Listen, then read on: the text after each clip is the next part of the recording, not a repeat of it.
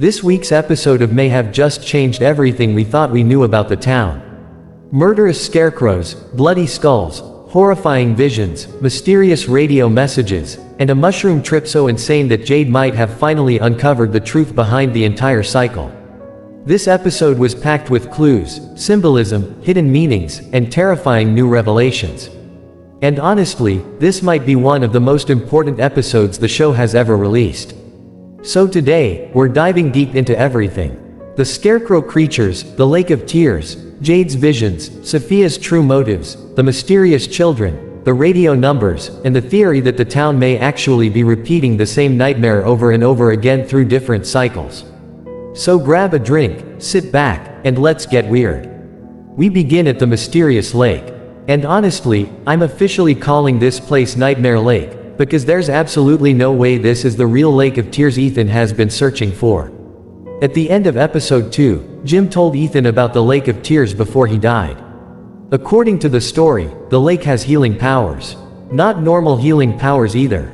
Something almost supernatural. Something powerful enough to restore what's been lost. And Ethan fully believes that if they can find the real lake, they might somehow be able to bring Jim back. Last episode, the group found an injured bird near the water. And in one of the saddest moments of the season, Ethan poured water from the lake onto the bird, hoping it would magically heal. But nothing happened. The bird stayed injured, and that moment alone tells us something incredibly important. This is not the real Lake of Tears. But things get much worse from there. Roger pulls on the mysterious rope hanging beneath the water, and finally reveals what's been hidden at the bottom of the lake this entire time.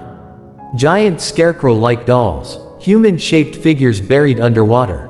And immediately, Donna stabs one of them to make sure they aren't alive. Inside, we see stuffing that looks almost like cotton. But honestly, my first thought immediately went back to season 1 and the spiderweb forest. Especially because this episode is filled with spider imagery from beginning to end. Still, it's probably just regular stuffing. At least hopefully. But the real question is this. Why were these things hidden underwater? Who put them there? And more importantly, were they trapped there for a reason? Because the episode starts hinting at something really disturbing. Maybe these creatures weren't imprisoned to protect the town from them. Maybe they were guarding something even worse hidden beneath the lake. Tabitha then experiences another strange memory from what appears to be a previous cycle of the town. And this scene might secretly explain the entire purpose of the scarecrows. In the memory, a man throws dolls into the lake because he believes they're causing his nightmares. But after he dies, the nightmares come back out of the water. That changes everything. Because what if these scarecrow creatures absorb fear? What if they absorb nightmares? And what if burying them beneath the water was a way of containing those nightmares? Think about it. Scarecrows in real life are designed to keep crows away. And what's one thing we always see when new people arrive in town? Crows. An entire murder of crows circling overhead. For multiple seasons, we assumed the crows represented evil. But maybe that isn't true at all. Maybe the crows are warnings. Maybe they're trying to protect people.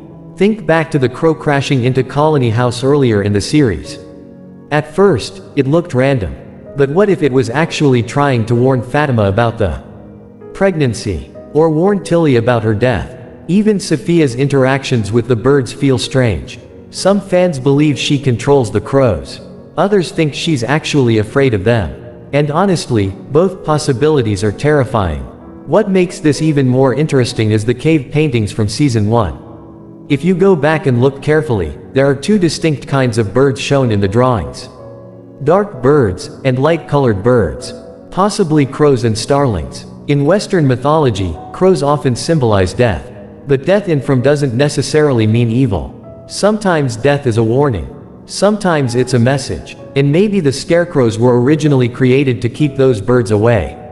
That theory becomes even crazier when you realize something else. We have never seen the smiling monsters near the settlement.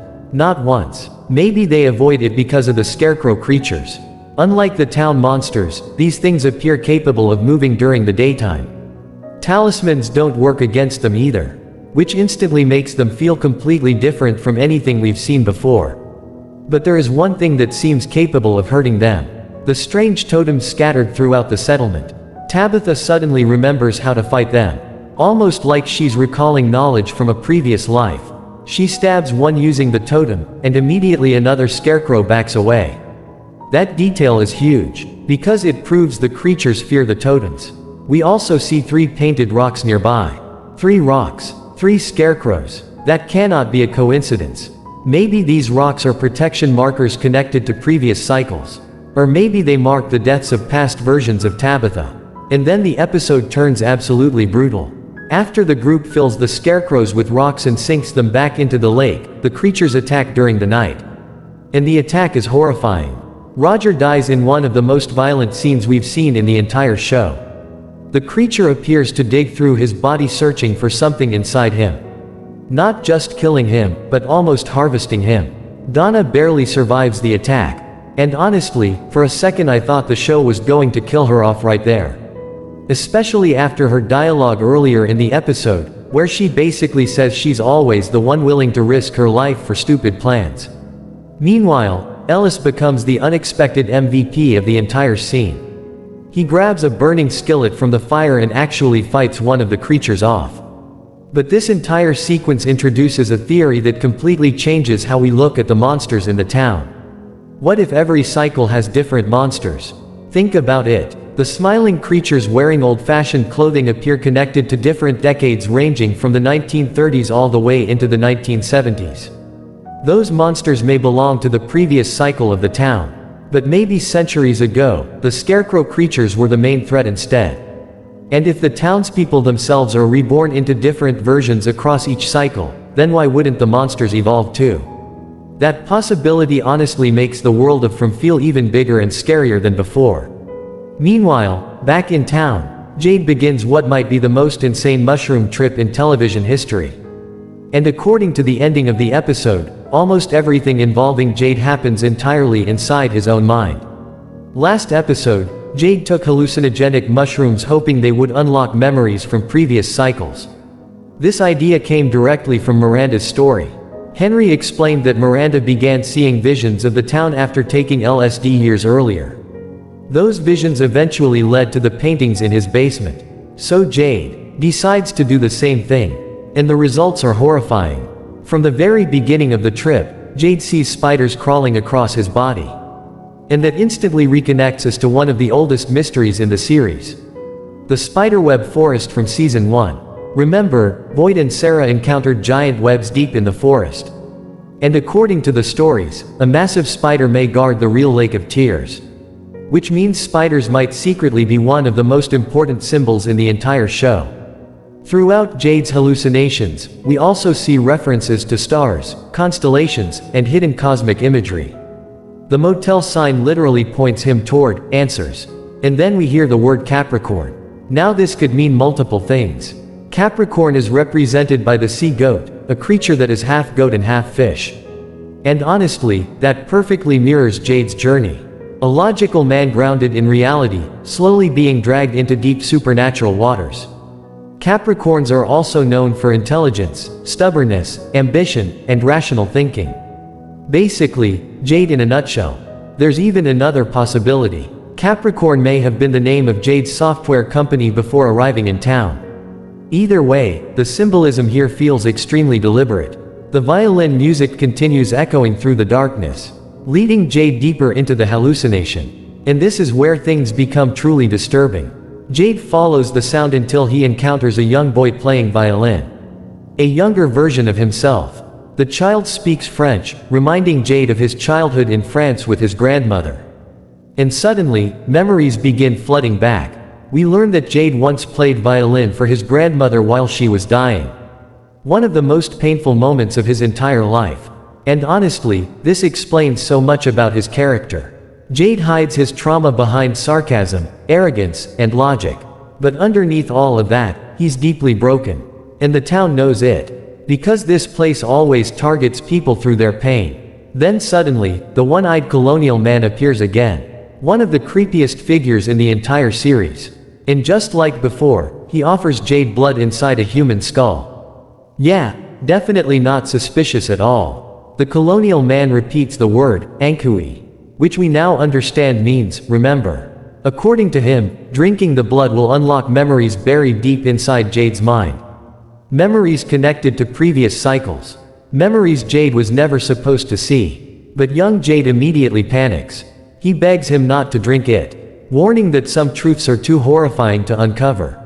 And honestly, he's probably right. Because every time someone in this town gets closer to the truth, things get worse. But Jade may not have a choice anymore. If escaping this place requires understanding its origins, then the answers are hidden somewhere inside these memories. The violin music then leads Jade outside Colony House, where he encounters multiple figures from throughout the series. Christopher, the Civil War soldier, the colonial man, the crushed man from the Boulder Vision. And Jade realizes something terrifying. All of them played violin. And all of them were murdered by the townspeople. Not by the monsters. That changes the entire story. Because it reveals a horrifying pattern repeating through every cycle. The town eventually turns against Jade. Every single time. Once people realize he's connected to the children, and connected to the visions, fear transforms into hatred. And eventually, they decide killing him is the only way to save themselves. Honestly, the groundwork for that is already happening right now. Sophia has already started blaming Jade and the Matthews family for the town's suffering. And Boyd specifically warned everyone not to talk about Jade and Tabitha remembering previous lives. Because deep down, Boyd knows what happens next. Panic, paranoia, mob mentality. And if the town completely falls apart, Jade and Tabitha could become scapegoats for everything. But then the hallucination reveals something even more important. A hidden tunnel beneath Colony House. Now remember, this entire sequence is happening inside Jade's mind. So this tunnel may not physically exist exactly the way we see it. But symbolically, it absolutely means something. Jade walks through a long underground passage lit by old lanterns, eventually reaching what appears to be the sacrificial chamber. And this scene might contain the biggest reveal in the entire episode. In the center of the chamber is a giant stone slab. Beneath it, a pit filled with bones. Children's bones. You can even spot tiny skeletal hands among the remains. And suddenly, the horrifying truth becomes clear. The children were sacrificed by their own parents. Not by monsters. Not by demons. By their families. All in exchange for immortality. That single revelation completely changes how we view the smiling creatures. Because maybe the monsters were once human. Maybe they gained immortality through the sacrifice, but became twisted into the creatures we know today. And honestly, that would explain why they still mimic human behavior. Why they smile. Why they talk normally. Why they dress like ordinary people from different time periods. They may not be demons at all. They may be corrupted humans trapped in an endless cycle. But Jade's vision may also reveal the solution to escaping the town. When he wakes up from the mushroom trip, he immediately tells Boyd he finally understands what they need to do. And I think the answer is this. The children need to be restored somehow. Remember, Ethan believes the real Lake of Tears has healing powers.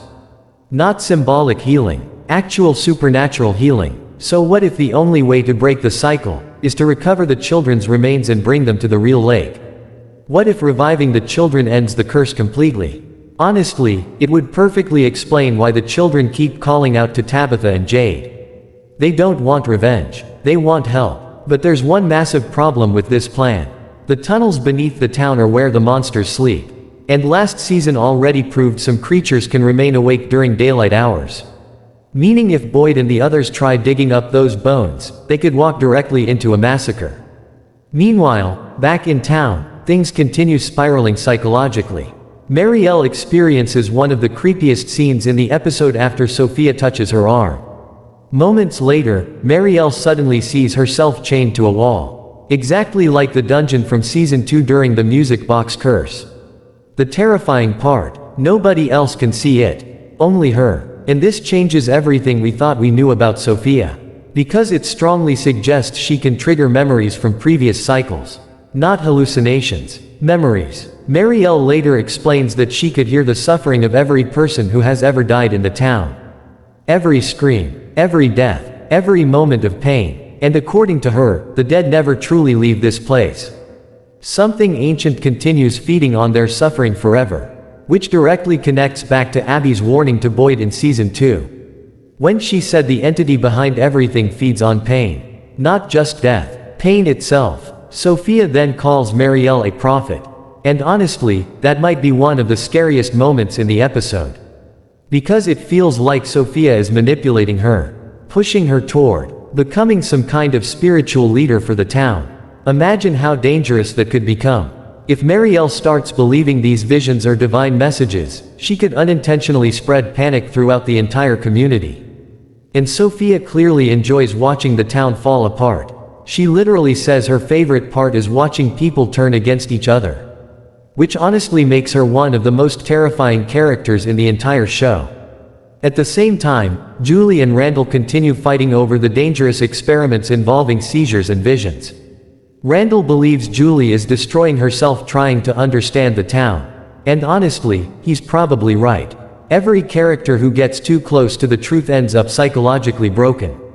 Boyd, Sarah, Victor, Tabitha, Jade. The town destroys people mentally long before it kills them physically. Elsewhere, Kenny notices the drawing of the mysterious man in yellow. And this detail could become extremely important later. Remember, Kenny previously saw yellow clothing hidden in the sheriff's station.